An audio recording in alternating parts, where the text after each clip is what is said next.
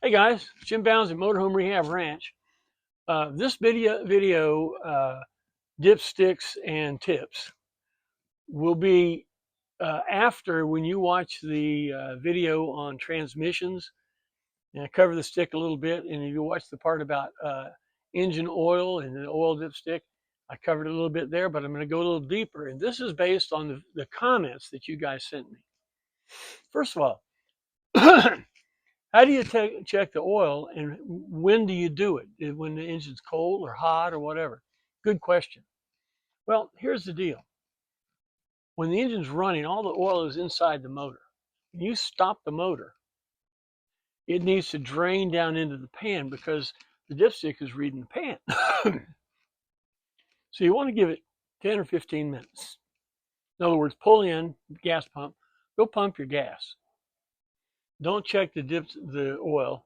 Let it get an opportunity to calm down and dribble out of the motor into the oil pan. So when you read it, you're actually getting a real reading. Next thing, and this tip was from Billy, ranch hand Billy. This is a great one. At the last video, I said, when you pull the dipstick out, man, don't touch it. The thing's hotter than a firecracker, and it is. Came up with a great one. Guy told him, what you do is you don't put the dipstick in the dipstick hole. Yeah, you take a piece of 3-inch copper or 3/8 copper, and you put a sleeve. Come take a look here. You put a sleeve to put the dipstick in to store it in this holster. Okay, now it's not hot or anything. Now, if you look right here, this is the old dipstick tube right there. Now, put a bolt in it to keep critters out, whatever. Pull the bolt out. You pull your dipstick out. It's nice and cold. It's not touching anything. And you put it in here to check your oil. Way in there. So now you check your oil. Dipstick's nice and cold. Let's see, there you go. It's right on the money. See that? Now we're going to stick the dipstick back in its sleeve, its scabbard, as Billy put it.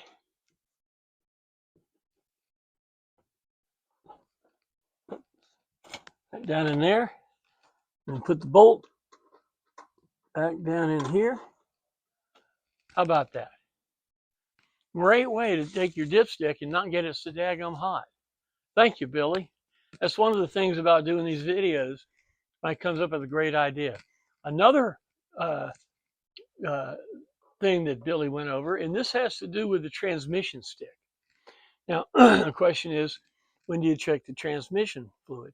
Well, you check it when it's hot. So you fire it up, let it run a little bit, and you check your transmission fluid.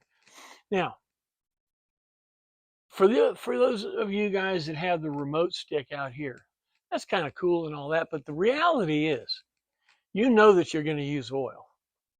About every other tank full of fuel, you should check your oil. But the thing is, on a transmission, if you're not marking spots when you stop, if you're not blowing transmission fluid out the back or it's not smoking, transmissions don't use fluid like motors do. Don't use them. If you dip it once, this is the reason that this dipstick is down below. You dip it once before you leave, and you don't have any problems. You don't have any problem with transmission. No reason to check it every other time up here. But it is kind of cool where you have the remote stick up here. But here's the problem. The dipstick, here's the dipstick, original transmission dipstick. And it has a gasket that this goes into the tube. But look at this gasket. It has a relief mark right there and right there on the gasket. In other words, this is a vent. This original dipstick is a vent that if you don't have this dipstick in there with those vents in there, the transmission can pressurize.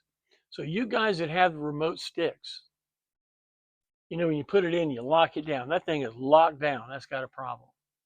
What you need to do on that thing is drill a hole in the tube and then put a rubber sleeve over that tie wrap a rubber sleeve over it, so that tube has ventilation. Does it make sense? Because your transmission uses the dipstick as a vent. Okay, so yeah, Billy reminded me of that, and I'm really happy he did. Does that make sense? So if you have a remote stick, vent that thing, cover it so water doesn't get in, because it's a hurricane under here when it goes off.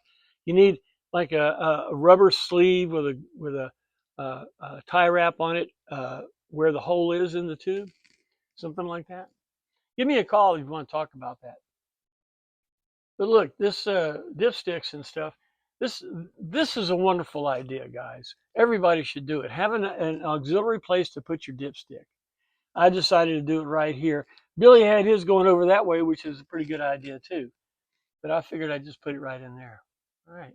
Well, look, thank you for that information, and thank you for the questions on the on those videos. And if you've got any other questions or comments or stuff, please get back to me. Let me know what you got. All right. Thanks for the time. If you like this, support us. Become a ranch hand. Hit like on YouTube. See you next time.